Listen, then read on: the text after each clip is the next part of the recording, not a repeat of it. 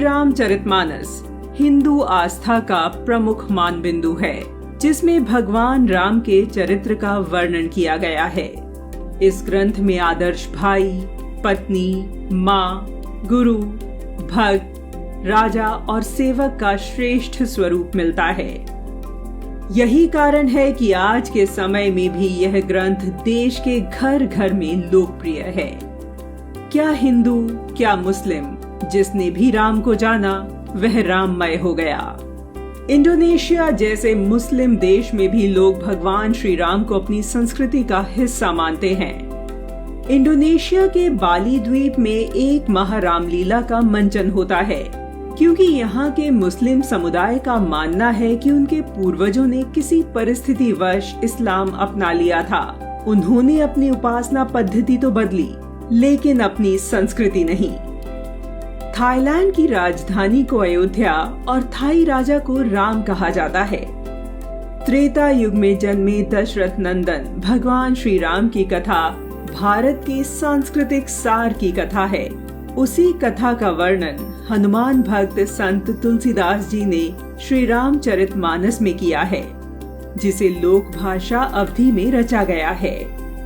हिंदू जनजीवन में प्राण संचरण करने हेतु गोस्वामी तुलसीदास ने राम के रूप में ऐसे स्वरूप का वर्णन किया, जिसका उद्देश्य केवल लोक का उद्धार एवं अत्याचारी राक्षसी प्रवृत्तियों के प्रति समाज को एकजुट होकर उसका उन्मूलन करना था। जाति, वर्ण, संप्रदाय के भेद को मिटाकर तुलसी के राम पर पीड़ा दूर करने में तत्पर रहे।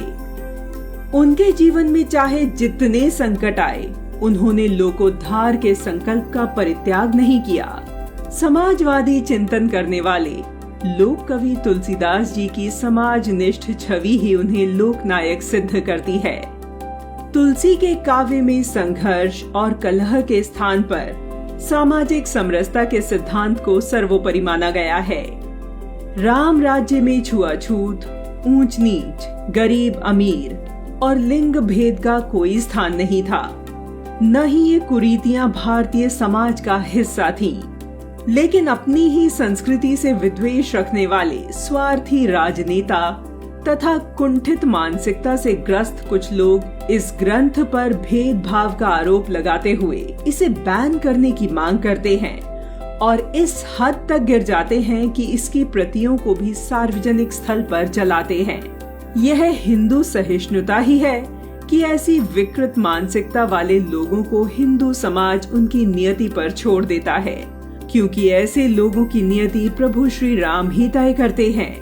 यद्यपि समाज में कुछ लोग ऐसी घटनाओं को हिंदू अस्मिता पर प्रहार मानकर उसका विरोध भी करते हैं। यदि ऐसी ही कोई घटना किसी अन्य समुदाय के धर्म ग्रंथ के साथ होती, तो वह समुदाय अराजकता पर उतर आता, जैसा कि स्वीडन में देखा गया था।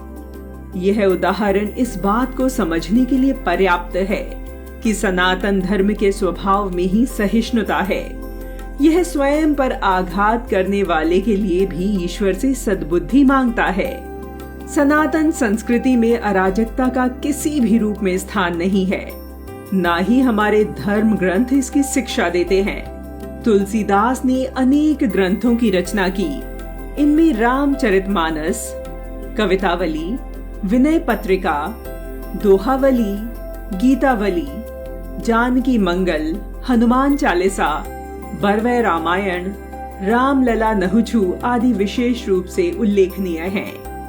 रामचरितमानस के अमर रचयिता, हिंदी साहित्य पटल के तेजस्वी सूर्य गोस्वामी तुलसीदास जी की जयंती पर शत शत नमन है।